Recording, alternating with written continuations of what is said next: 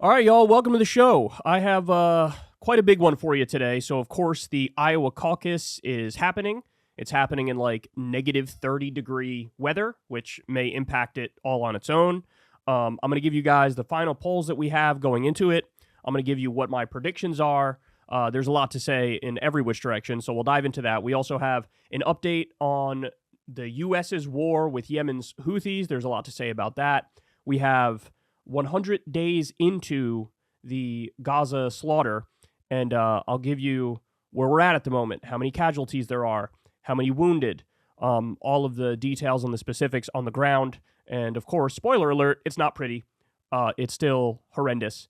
So hang in there for that. Then later on, we'll get to Donald Trump turned on Vivek Ramaswamy, his number one ball coddler. I'll explain why that happened. I'll tell you how Vivek responded as well. And we get Chris Christie was caught on a hot mic right before he dropped out of the race. And he spilled all the tea, said a lot of really interesting things, so we'll talk about that as well. All right, everybody do me a favor. Please subscribe to the channel. It helps out massively in the algorithm. It costs you nothing at all, and we're trying to continue to grow the community here. All right, so let's dive into it. Last time I talked to you, and by the way, if I sound a little off, it's because I have a cold, and the cold may or may not be COVID. I haven't taken a test, but I think the big giveaway is that I don't have a sense of smell or taste, and I can't say I've ever had that before, but I'm just stuffed. I started with a sore throat, then I got stuffed and a little lethargic, but the biggest thing is I was eating sliders the other day, and I was like, I can barely taste these things at all. So yeah, it might be COVID, I don't know, but anyway, the show goes on. So last time I talked to you, it was right when the United States decided, let's go ahead and bomb Yemen's Houthis. Let's go to war with Yemen illegally. By the way, more on that in a minute. We're going to get to the legal and constitutional aspect of this. You have people who are now debating whether or not it's legal or illegal. It definitely is not legal, and I'll explain that in detail in just a minute here. But since then, basically what has happened is the Yemeni Houthis were like, you didn't get any of the targets that you thought you got. You thought you were getting like our weapons depot or areas where there was a bunch of our troops. You didn't. We're used to combat. They were getting attacked by Saudi Arabia and Sunni extremists for quite a while, and they were adept at all these strategies of war where they would constantly move their stash. And so they turned around to the U.S. and the U.K., and they said, you guys didn't get anything that you thought you got, and now we're going to go ahead and double down on our efforts. And if anything, we're going to add U.S. and U.K. ships to the ships that we're now stopping in the Red Sea. So in other words, it had the exact opposite results of what Biden and the U.S. and the U.K. and the Netherlands and whoever else was in the coalition thought it would have. They thought, hey, we'll show the Houthis who's boss, and then they'll realize, oh my God, we have to fall back. We're punching above our weight class. The exact opposite happened. They doubled down. They probably even tripled down now. They've continued with their strategy beforehand. And if anything, it got even worse for Biden because now there were only certain shipping companies that were like, hey, we're not going to go through that area. It's a little dangerous with the Houthis stopping the ships, etc. Now, like all trade is done through that route for the simple reason that now it's an active war zone. So of course it's not going to open up trade. It just made trade worse in that area. Okay, so let's dive into some of the specifics. Since then, the U.S. military did another strike on Houthi-controlled sites after warning ships to avoid parts of the Red Sea. So we're now on the second or third round of these sorts of attacks going on. A reporter asked Biden, the bombing of the Houthis, if the attacks don't stop, will you continue with these strikes? Biden said, quote, we will make sure that we respond to the Houthis as they continue this outrageous behavior along with our allies. So in other words, if you thought this was a one-off thing, it's not a one-off thing. They're going to keep doing it. Now, Biden also called the Houthi group, quote, a terrorist organization. An interesting fact about that is this comes despite the fact that their terrorist classification was removed in 2021 by Joe Biden. Now, why did Biden remove them from the list of terrorist groups? For the very simple reason that before that, there was a civil war going on in Yemen. And you had some Sunni-held regions in Yemen versus like the Shia Houthi-held regions in Yemen. And they were trying to work out some sort of a power share agreement back in like 2014, 2015. That fell apart, so they went to war with each other. And then Saudi Arabia flooded the Sunnis in Yemen with all sorts of weapons. They acted as the Air Force for bombing the Houthis, and there was a civil war where one side was Sunnis backed by Saudi Arabia and the United States, and the other side was the Shia Houthis. And what happened was we had just gotten to a point where Saudi Arabia decided, hey, this isn't working. We've been bombing them since 2015. We haven't broken their resolve even a little bit. Let's work something out. And so basically now you have southwest Yemen is Houthi held, where most of the major cities are is Houthi held. Then you have the northeast part of Yemen, which is more Sunni held. And what finally broke Saudi Arabia was when the Houthis bombed some of Saudi Arabia's oil facilities. And Saudi Arabia realized, oh my God, if we stay in a hot war where we're funding the Sunnis to attack the Houthis are going to keep attacking our oil infrastructure. We can't have that. We need to make some sort of a deal. So in other words, the hostilities in Yemen had just kind of come to a close. There was this tentative agreement that we're not going to fight anymore. By the way, there were 377,000 people who've died in that conflict since 2015. And also, I should be clear, in that conflict, you had Saudi Arabia and the U.S. effectively blockading Yemen. So people were starving. There was famine. Again, 377,000 deaths when you include the direct war deaths and indirect war deaths. So it was a horrible situation, and the Houthis were fighting every single step of the way. But since we got to a point where Saudi Arabia realized, hey, we're not going to break them, and this is getting us nowhere, they decided let's have some sort of a tentative agreement here. They got that, and then one of the consequences of that was Joe Biden in the United States said, well, if Saudi Arabia and the Sunnis in Yemen are no longer going to be fighting the Shia Houthis, let's take them off the list as a terrorist organization. But it's interesting to note that, the main reason why they were there in the first place is because they are an enemy of Saudi Arabia. And Saudi Arabia is one of our top allies. So he said, hey, if Saudi Arabia is effectively, arming the Sunnis to fight the Houthis, well, then the Houthis, if they're a terrorist to you, they're terrorists to us, basically. Now, at any point were the Houthis, the Yemeni Houthis, a direct threat to the United States of America? No, absolutely not. Are they similar to ISIS or Al-Qaeda, who want a global caliphate, Islamic caliphate? No, that's not their goal. They're very clear about that. And so to have them on the list in the first place was super sketchy, right? They could be there insofar as you say, hey, any sort of political violence by definition is terrorism. Then it's fair to put them there. But then you also have to put the IDF there, the U.S. military there, like all these other groups that do political violence as a matter of course. Just because it's a state actor doesn't mean you're magically exempt from using that definition. So they took them off the list because they're like, okay, the hostilities have come to an end. And then now we're at the point where Biden's like, well, put it back on. Why? We all know why. Because the Houthis came out and said, in order to get Israel to stop bombing Palestinians in Gaza relentlessly, killing tens of thousands of innocent civilians, we are going to try to block ships from getting to Israel. In other words, impact trade with Israel to try to force them to stop massacring Palestinians. That is the thing that got them put back on the terrorist list. Okay, so let's continue here. I'm just getting started. So now comes the question of legality. You have a lot of people who came out and very smugly and arrogantly said, well, of course this is, if the president does it, it's not illegal. That's effectively what the arguments boil down to. The people who say, of course Biden could bomb the Houthis. What are you talking about? Of course he could bomb the Houthis. He can bomb whoever he wants. Well, look, that's not true. They bring up the War Powers Act to try to justify it. Now, there's a question about the constitutionality of the War Powers Act because it sort of flies directly in the face. How some people interpret it flies directly in the face of what the Constitution says about the ability to declare war being solely with Congress. But there's a guy by the name of Joe Biden who made some interesting arguments on this exact point prior to him being president. So here he is on Chris Matthews' show talking about potential war with Iran. Listen to what he has to say. You said that if the President of the United States had launched an attack on Iran without congressional approval, that would have been an impeachable offense. Do you want to review that comment you made? Well, how do you stand on that now? Yes, I do. I want to stand by that comment I made. The reason I made the comment was as a warning.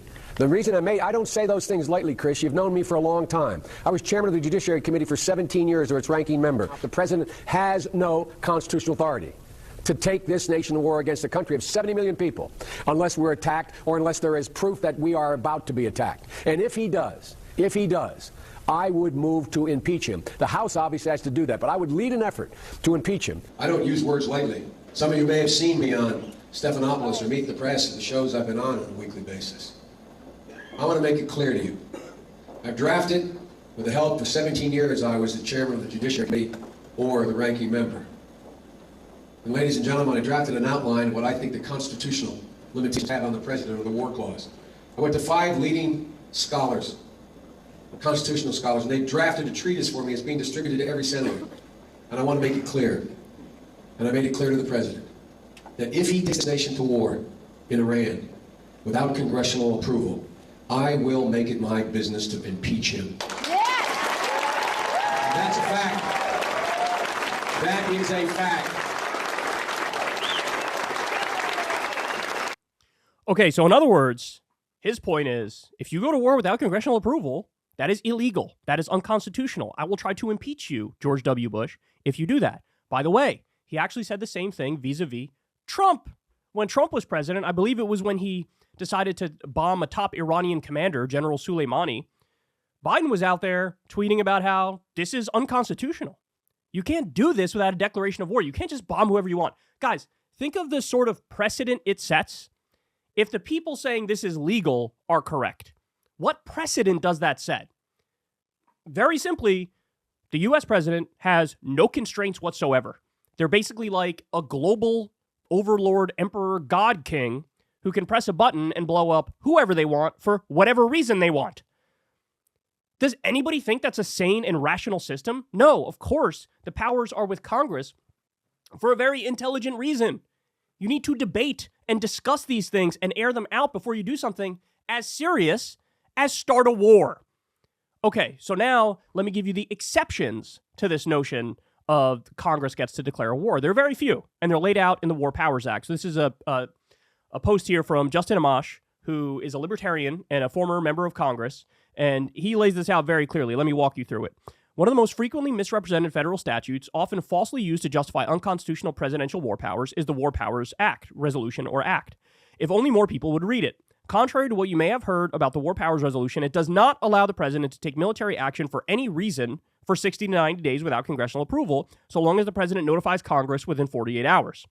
Section 1541C of the War Powers Resolution states clearly, quote, the constitutional powers of the president as commander-in-chief to introduce United States armed forces into hostilities or into situations where imminent involvement in hostilities is clearly indicated by the circumstances are exercised only pursuant to, number 1, a declaration of war, so that's Congress doing it. Number 2, a specific statutory authorization, again, that's Congress. Number 3, a national emergency created by attack upon the United States, its territories or possessions, or its armed forces. So in other words, are the Houthis a threat to Cheyenne? Are the Houthis a threat to Cleveland? How about Nebraska? Are they? Oh, they're not? They're not a direct threat to the United States of America or our armed forces? Okay, well then you don't have the authority to bomb them. It's just like, it's this imminent self-defense argument where there's an exception for the president should be able to do this quickly without going through Congress. Nobody is dumb enough to actually believe this is imminent self-defense. The Houthis are very clear. Every media report on this is very clear. The reason they are doing what they're doing is to try to put economic pressure on Israel to get them to stop carpet bombing babies in Gaza. We do not have the authority. Biden does not have the authority to bomb them willy-nilly without Congress approving it. Now, by the way, if Congress were to have a vote on it, I also think they should vote no, right? But some people are just pointing out the procedural failures here of Biden, which is fair. This is illegal. This is unconstitutional. And as I said before, the Republicans can go and have their 34th hearing on Hunter Biden's cock and balls if they want. But the fact of the matter is, if they were serious and if they disagreed with Biden on the substance of this, they could impeach him over this. But they're not gonna, because they all agree with him. That's why Lindsey Graham was out there sucking off Biden on TV the second he started bombing some shit. Of the 3 cited authorities, not one indicates a presidential power to take unilateral, without congressional approval, offensive military action. Okay, so he goes on here, but I think you guys get the point. This is not legal. This is not constitutional. You have these like pseudo scholars now all over the internet who are pretending like it is legal. I tweeted something about this and the community noted me and said, actually, when you look at the War Powers Act and you interpret it in this idiotic way that makes no sense, in that case, Biden actually can bomb Yemen and can bomb whoever the hell he wants. Yeah, nice world you guys want to live in. Everybody who agrees with that argument is a flat-out authoritarian. You think the U.S. president should have endless power to do whatever they want when it comes to military action without any checks on them whatsoever. Own that. Own that. Own that horribly idiotic, moronic position. All right, let's continue. So one of the things that everybody becomes a weasel in these situations when Biden is bombing the Yemeni Houthis, right? Because the U.S. and the UK and the Netherlands and a couple others were like, yeah, we're part of a coalition and we're going to go stop the Houthis. So in the UK, Keir Starmer is shown a clip of him saying that the House of Commons should always be consulted about military action. So in other words, that's the same conversation we're having about Congress, except now superimposed on the UK, where they're like, hey, you know, the people's body should decide whether or not military action is acceptable. So Keir Starmer's dodge is, no. What I really meant was you only need approval through the House of Commons if you put troops on the ground, if you put boots on the ground. So in other words, if it's just an itsy-bitsy little bombing campaign here or there, if we're killing people and bombing things with robot machines of death from the sky, in that case, is it really an act of war? I say no. Look at how weaselly this is. So I love Adam Johnson's response here. He chimes in. It's not an act of war unless there are troops on the ground evasion is so fascinatingly stupid. By this logic, Pearl Harbor and 9/11 are not acts of war. Clearly blowing shit up, in and of itself, meets the definition of a military action, even if G.I. Joe isn't marching in. Hear, hear, Adam. And thank you for being one of the only people with your head screwed on right over this issue. God, everybody becomes an annoying little sophist weasel on this issue. The idea, so if Iran just decided to bomb one military base in Texas, and then they turned around and go, that wasn't an act of war. It was a little incursion. There were no boots on the ground. Would we be like, oh, it's all right, Iran can do that. It was just one military base. It was just in Texas. It was quick. It was an incursion. There were no boots on the ground. What? That's not an act of war. Think about how dumb you have to be to believe that. Okay, all right, let's continue. I'm getting worked up here. Okay. President Biden responds to growing bipartisan criticism over launching unauthorized new conflict. So by the way, Democrats and Republicans were like, you can't do this.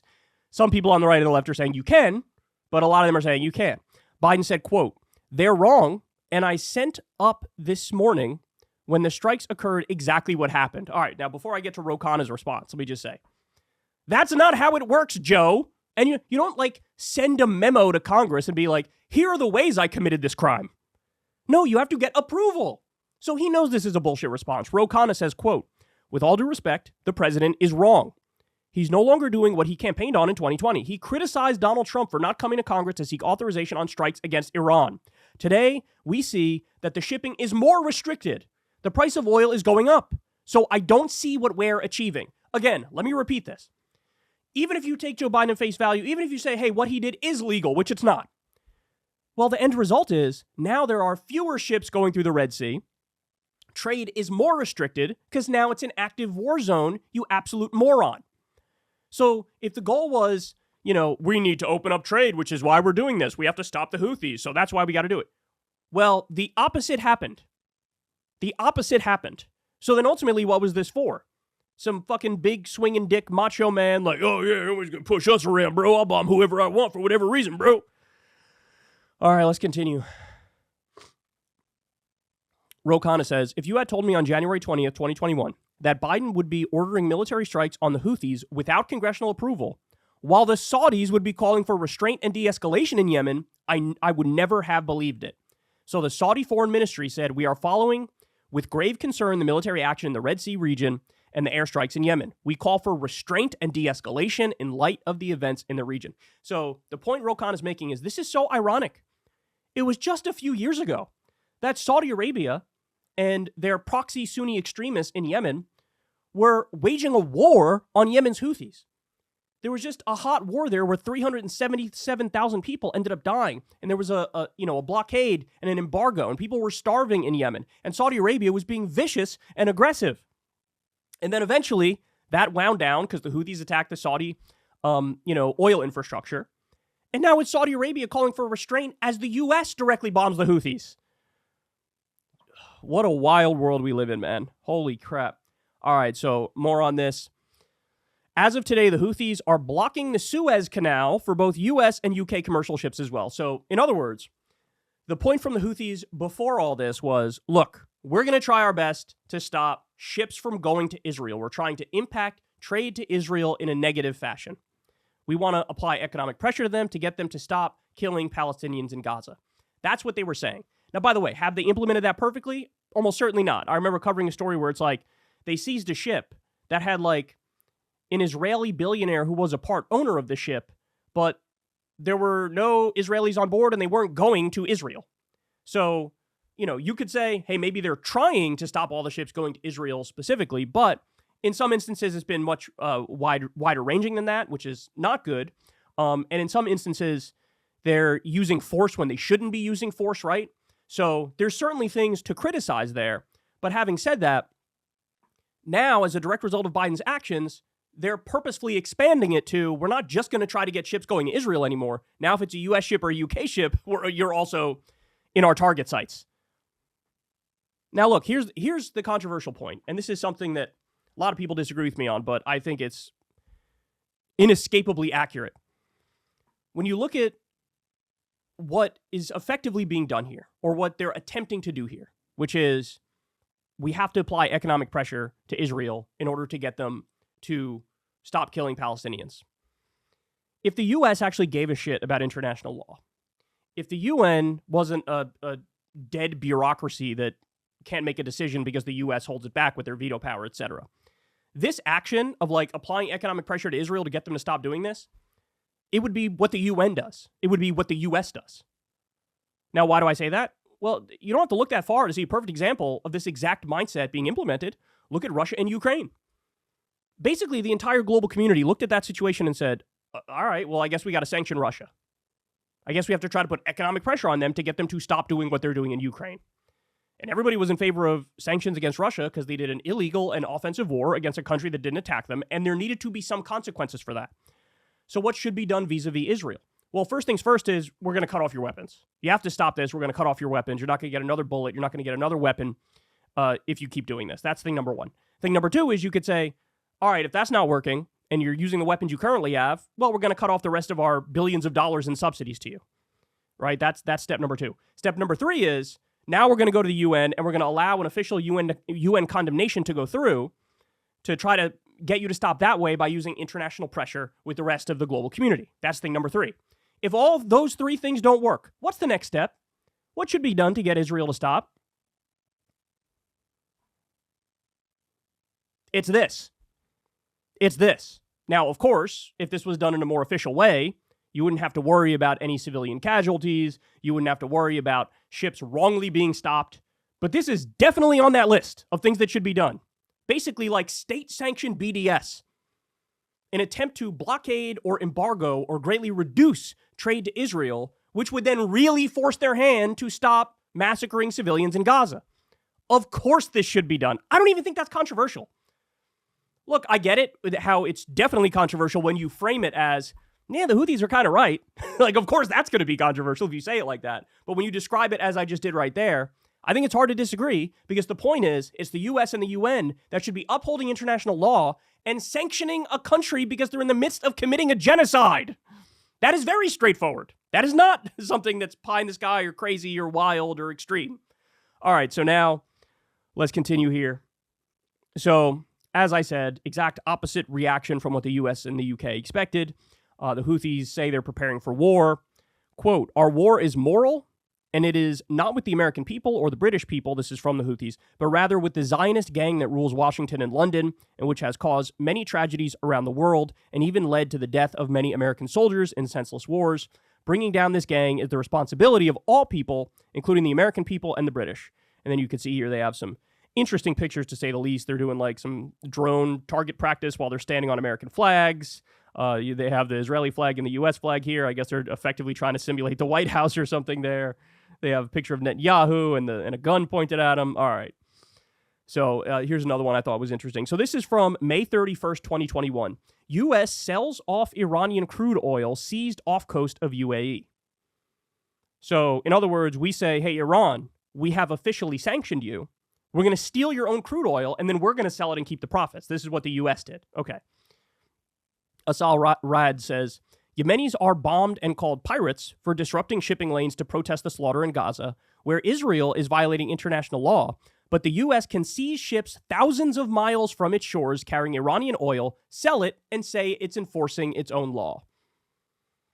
In other words, they have a much weaker case here to say, we're just enforcing the law, bro. The Houthis actually have a stronger argument to say, we're enforcing the law. We're enforcing international law. Somebody's got to do something to try to get Israel to stop doing a genocide. Now, again, the way they do it is not correct, and I'm sure there are people get caught in the crossfire that shouldn't be, and I'm sure the ships that are getting seized, some of them are the wrong ones. As we know, like I told you, an Israeli part owner of one of the ships, but the ship wasn't going to Israel, and they seized that, and so they don't have all the right information. They don't have all the right targets. They're not going about it in the most moral way possible. I think all those things are true and fair to point out, but the fact of the matter is, insofar as you get some of the right ships and turn them around, right, there's a better argument that you are upholding international law there than there is that the U.S. is upholding international law here.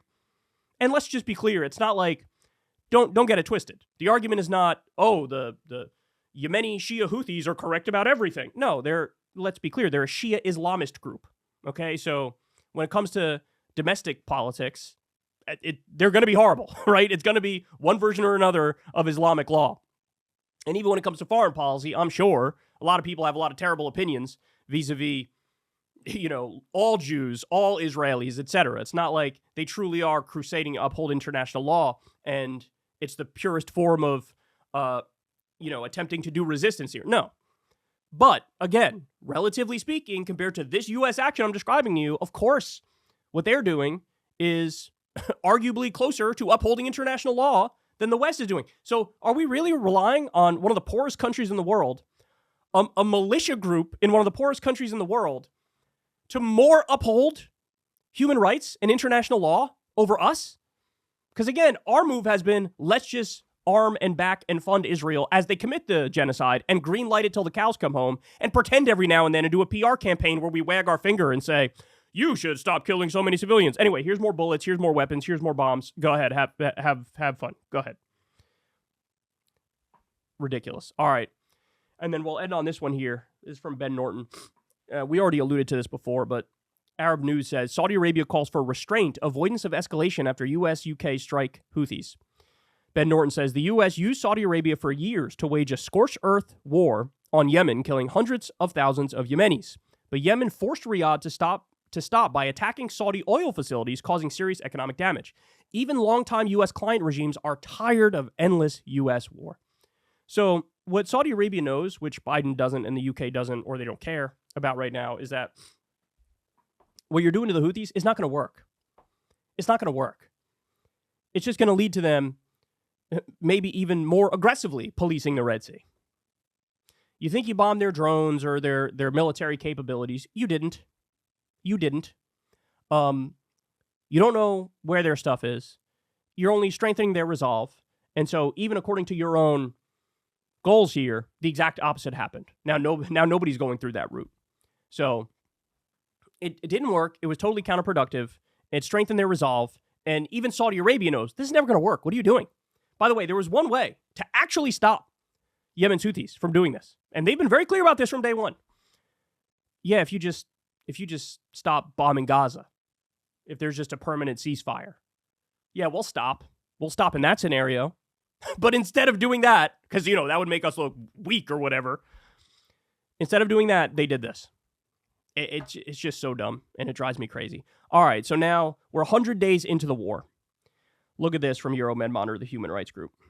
On 100th day of Gaza genocide, 100,000 Palestinians killed, missing, or wounded. About 100,000 Palestinians have been killed, reported missing, or wounded since October 7, 2023, due to Israel's ongoing genocide in the Gaza Strip, Euromed Human Rights Monitor said in a statement on Saturday, noting that the number includes those who now have long-term disabilities. Okay, so we have new numbers that came out of there from a few days ago now. Now the total number killed in Gaza is 31,497 Palestinians. Of that, 28,951 are civilians. Kids dead is now 12,345. Women, 6,471.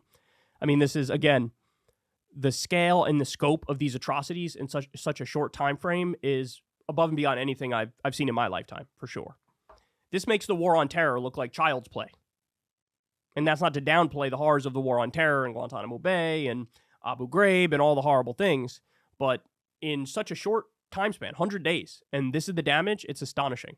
So now the injured has gone from, it was 58 or 59,000, now it's 61,079.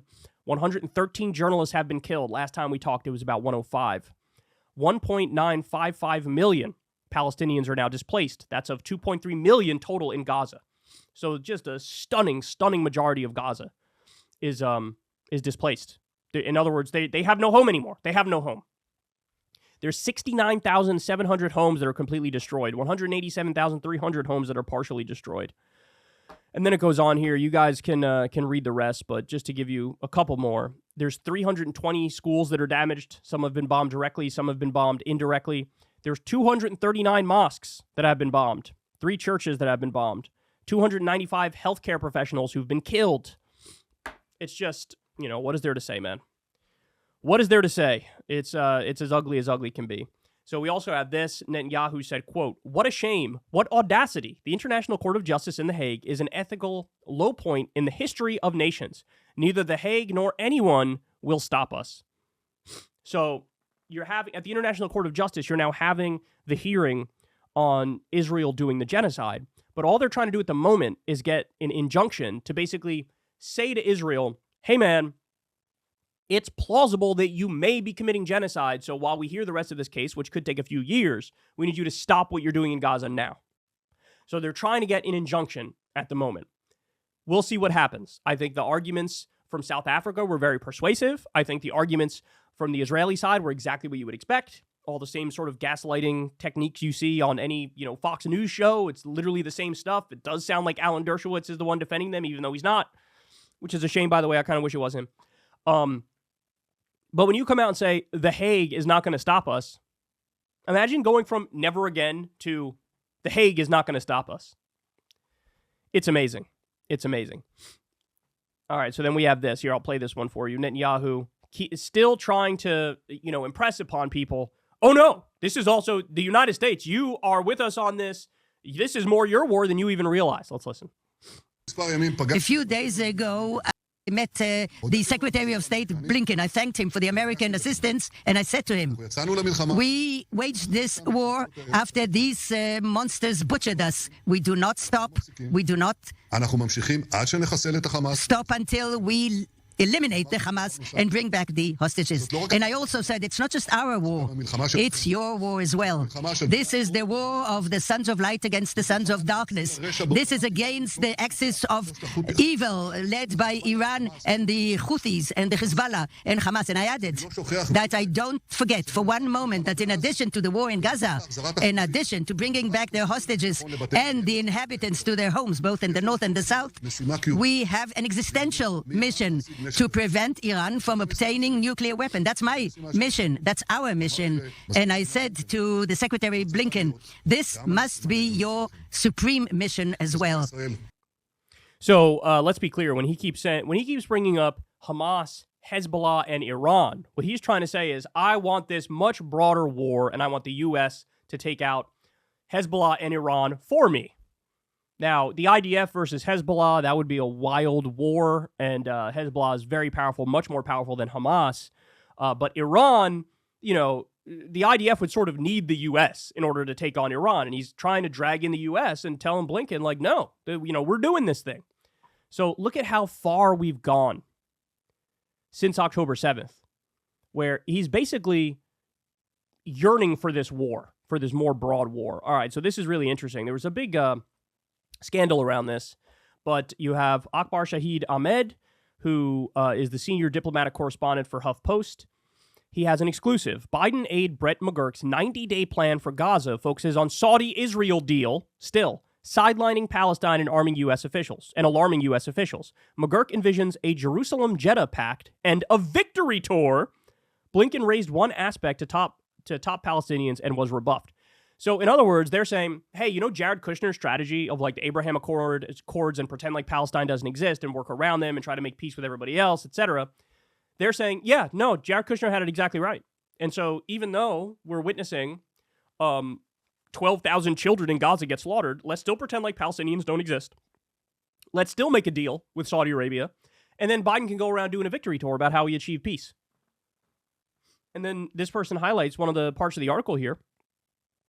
They want Biden to travel to the region in the coming months on a victory tour to claim credit for an Israel-Saudi deal as an answer to Gaza's pain. I mean, it's beyond comical. This is beyond comical. So this is guy McGurk who's, floating this to Biden. Now, Biden's people came out and said, this guy made up quotes for that piece. And he was like, the fuck I did.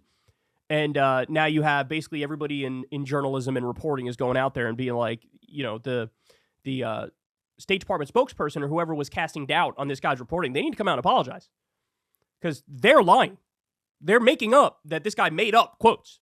And he's standing on that. And so there's a little bit of a scandal over it. But look, the good news is, putting this on blast and the reaction it got, like what their plan was, I'm sure that means that Biden's not going to go in that direction. Because this would be the most idiotic thing I've ever heard in my life. This is just doubling down on Jared Kushner and Trump's approach, which literally objectively failed and did not work. Just, again, to continue to pretend like Palestinians don't exist. And by the way, it's like 96 or 98% of Saudi Arabia says every Arab country should cut off all ties with Israel. You think they're going to accept it if MBS is like, oh, I made a peace deal with the people who are in the midst of a genocide? What? Insane. All right. This is like the 13th article of this nature that I had to share with you. This is from Axios. New. Biden is frustrated and running out of patience with Netanyahu as Gaza war hits 100 days, U.S. official tells me. Okay, enough. So there's this reporting that, like, they haven't talked for 20 days, which, by the way, Jesus fucking Christ, dude. If that's true, that's insane. That's insane. But furthermore, all this, like, finger wagging, this tut-tut, this, oh, you better be nicer with your slaughter campaign. Like, even if that's true, that he's like, hey, I have some reservations about what you're doing, you don't then turn around and subvert Congress to send them more weapons. And that's what Biden did. So really, let's be clear here. My guess is this is a total PR ass-saving mission that some elements of the government are in to try to protect Biden from the worst criticism, where they say, no, I swear every day he's trying his best to get them to reel it in. No, if he actually wanted to get them to reel it in, you cut off the weapons to them. You cut off the funding to them. You get together with the UN and you pass a condemnation. You sanction them. You do something, literally anything, to apply pressure to get them to stop what they're doing. He hasn't done that at all. It's all and I don't even believe that he's even doing the Okay. This came out the other day. I haven't seen an update on this, but it's interesting to talk about here. Qatar just brokered a deal where Israel would allow more medicine to go into Gaza in return for giving some of it to Israeli captives. The clearest admission that Israel has been obstructing the flow of medicine for 100 days, while children had amputations without anesthesia. So they say there's a deal here, but I'm skeptical for this very simple reason. We just covered a big Associated Press story the other day where they laid out because 2 Democratic senators went there and saw this firsthand. That you have all these hundreds of trucks lined up at the Rafah border in Egypt trying to get into Gaza to deliver humanitarian aid. And every single truck, the Israelis take everything off the truck, put everything back on the truck for everyone that tries to come through. And if they see one thing in the truck that they think, nope, this is not okay because it could theoretically, hypothetically, potentially be used for a weapon in some way, shape, or form, that one's got to go to the back of the line and none of the stuff gets in. So in other words, it's death by bureaucracy on purpose. This is how they're starving the people of Gaza. So for example, if any of the trucks have tents, now, why would they need tents? I don't know. Maybe because the overwhelming majority of Gaza is now wiped off the map and destroyed and people need somewhere to sleep. But they say, no, if you're bringing in a tent, you got to go to the back of the line. That's not allowed because the pipes in the tent could be used theoretically for some sort of bomb. So make no mistake about it. This is intentional. They are purposefully turning away all this humanitarian aid because they want the people in Gaza to starve. That fits part and parcel with everything we've seen them do every single step of the way. Now, you might sound crazy to say that, but remember, it's not even me saying this. This is the U.S. senators who went there who were like, I couldn't believe what I was seeing. They were turning away all these humanitarian aid trucks. So that's why I'm a little skeptical of this deal. I think that the IDF will find some way to just not let this in, right? Because clearly they don't care much about the remaining hostages. They've made that crystal clear because they're destroying the majority of Gaza, right? And you could kill more of your hostages that way. They already have killed some of our hostages. And by the way, remember, there's reporting that Israel announced the Hannibal Directive during October 7th. What's the Hannibal Directive? Exactly what it sounds like. It's, hey, if there are Hamas members there, just shoot to kill, regardless of if there are civilians around or not. And so that's why you had these kibbutzes being shelled. You had at the concert where Hamas attacked, you also had these dozens and dozens of cars that were charred to a crisp. Why? Because the IDF unleashed on those cars. So if they're willing to do that, they're definitely willing to overlook the remaining hostages that are there. They're certainly acting like they're doing that. All right, then we get this. 4 major Israeli airstrikes in southern Lebanon, deeper into Lebanese territory. The airstrikes were north of the Litani River, meaning they could be seen as an escalation as they are outside the rules of engagement established by Hezbollah and Israel. This is only the second time Israel strikes north of the Litani River since the war began. So here we go. More escalation, more tit for tat. This is really interesting as well. In the military times, attacks on U.S. troops in Iraq and Syria climbed to 130. There's been a number of them since we started attacking the Houthis. So you have Shia militias in Iraq, Shia militias in Syria, some of them Hezbollah aligned, and they're going after our bases and our infrastructure there. By the way, why are we in Syria? We're in the most oil-rich part of Syria to steal it. Now, why am I saying that? Not because I made it up, but because Donald Trump, who was president of the United States, said, we're going to take the oil and that's why we're there. Okay, Biden's kept that going. So 130 attacks on U.S. troops in Iraq and Syria. I don't think anybody's died yet, though. There's another great example of, like, you know, even Ronald Reagan in Lebanon, he cut and ran when there was an attack on a U.S. base. We should do the same here. Instead of now, if an American soldier does die, then the U.S. can use that to turn around and say, hey, these are all proxies of Iran, so now we got to go get Iran because they just killed a U.S. service member. I don't want war with Iran. It's the same thing with the Houthis, right? It's like, oh, sorry, we had to go bomb them. We had to go start an illegal, unconstitutional war with Yemen. Well, you had the option of just cutting off the weapons to Israel and telling them to stop bombing innocents in Gaza. That would have solved the problem. But no, you can't do that. Unbelievable. All right. So Israel apparently said to Egypt, we are taking over the Gaza border. And since I read this, I also read that Egypt is basically like, no, fuck you. And they put more barbed wire on the border and they're trying to keep Israel out. But Israel is saying we want control of the Rafah border. So now you also have this disagreement between the government of Egypt and the government of Israel, to add, of course, to the fact that Israel is currently fighting with Hezbollah in Lebanon, obviously with Hamas, and trying to start it with Iran. So that's good. It's good that we had another instance of Israel being belligerent and demanding something that can't be given. Okay, let's continue. Breaking, thousands of residents in northern Gaza have taken to the streets in search of food. The unprecedented hunger crisis in Gaza City and the north persists as Israel continues its 100-day blockade, denying them access to food and medicine. So this video is wild. All these people, nowhere to go, starving.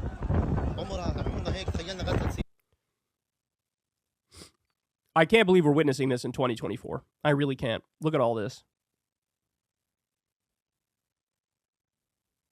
I've never seen anything like this in my lifetime. Never. All right, we also have this. Power was cut off inside the Al-Aqsa hospital, leaving the intensive care unit in darkness as doctors warned patients would soon die if electricity was not restored. And so they have a video of it here, but you get the idea. By the way, most of the hospitals in Gaza are no longer functional at all. They don't have the anesthesia. They're doing amputations on children without it. They're way over capacity. There may be a handful that are still functioning to some extent, but not fully. And everybody just acts like, it's like this story was out weeks ago. And since then, everybody's acted like, I guess it is what it is. We should never be like it is what it is in this sort of scenario. Schools and hospitals and all the civilian infrastructure. It should obviously be off the table. All right. So this is also fascinating. And you didn't see much of this on mainstream media, but according to American Muslims for Palestine, 400,000 people marched on Washington for Gaza. And it was really cold out there too, but people were there. Now, by the way, here, I'll show you the pictures. This picture certainly doesn't have 400,000. I don't know if that 400,000 number is confirmed. I think it's much more likely it's closer to 100,000. But either way, it's not getting any coverage, right? And then that led to this. So the White House was evacuated. The non-essential personnel were evacuated due to the protests right outside. So you had pro-Palestine protesters who were chanting like, fuck Joe Biden, probably some Genocide Joe stuff. And it was enough where the non-essential personnel were evacuated. So there is a bubbling anger and resentment. And remember, Biden thinks, people will get over what I'm doing. Doesn't look like it, fella. Doesn't look like it. There's also, today I saw in Atlanta, their airport is being blocked. Protesters are blocking one of the main roads to the Atlanta airport over this. Look, if anything, it's spreading. If anything, the protest movements are spreading. there's more direct action as well. So this is Dina Takruri, who's with AJ Plus, and listen to what she says here. This is crazy. So these protesters shut down the entire port of Oakland all day, and that is significant because this is one of the biggest ports in North America, and just now there should be an afternoon shift, but 200 workers refused to cross the picket line in solidarity with Palestine and in protest of the U.S. continuing to send weapons to Israel to use in its genocide in Gaza. So in other words, they're trying to stop the weapons from getting to Israel. This is, as far as direct protests go, I can't imagine a better one than this. Block the weapons from going there. Absolutely. All right, and then we'll wrap it up here in just a second, but we also have the only democracy in the Middle East. It is a time of witch hunts in Israel. Teacher held in solitary confinement for posting concern about Gaza deaths. Mayor Baroukin, who was fired and jailed for criticizing the military, says that many who agree with him are afraid to go public. So, in other words, if you don't say, rah, rah, IDF, let's go, complete and total victory, wipe Gaza off the map, then they could lock your ass up. Then we also have this. So this is my concern about the court case at the ICJ, the International Court of Justice. So I hope they issue the injunction to stop Israel from doing what they're doing. I don't know if they will. Now, I'm also concerned about just flat-out bribery. The Martyr Made podcast, which is great about the whole history of Israel-Palestine, they explain how for the partition plan in the late 1940s, it was going to fail. But then Israel literally bribed other countries, and they flipped their votes to approve the partition plan.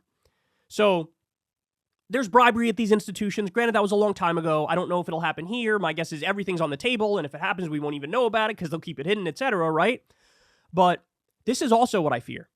And here's a great example of how this worked in the past. So Ben Norton says, the United Nations News Service recalls how in the 1980s, the International Court of Justice ruled in favor of Nicaragua, demanding reparations from the U.S. the U.S. over CIA support for terrorist Contra death squads. The U.S. refused to accept the ruling, then vetoed the UN security resolution. This is the real face of Washington's beloved rules-based international order. So, and that's what this explains that here. So, in other words, the U.S. was told, hey, you have to pay reparations for backing these death squads. And the U.S. said, no, we don't. And then they went through the Security Council and overturned the guilty ruling at the ICJ. So in other words, they said, no, the rules don't apply to us. The laws don't apply to us. My fear is something similar could happen with Israel, where even if they say there's an injunction, you got to stop doing this, and even if they eventually say Israel's guilty, that the U.S. will just step in and be like, yeah, but we disagree. It makes a farce of international law and human rights in the Nuremberg Tribunal and the Geneva Conventions. It makes a farce of that. We need to live in a world where that stuff matters. All right. And then we got this. Hundreds of U.S. government employees plan to walk out on Tuesday over Biden's Gaza policies. 22 agencies involved. And also we have Ryan Grimm has a crazy story here about how the IDF let a cameraman they had bombed bleed out. People were trying to help them, and the IDF said, no, you're not allowed to help them. Incredible. Go read the whole article, but we're running way over here. So anyway, there are your updates. Not pretty. Yet again, not pretty. Can't believe we're witnessing all this in 2024, but here we are. Hey y'all, do me a favor and like and subscribe. It helps out big time in the algorithm. Click the bell as well for notifications when videos drop, and watch that video on screen right now. You know you want to.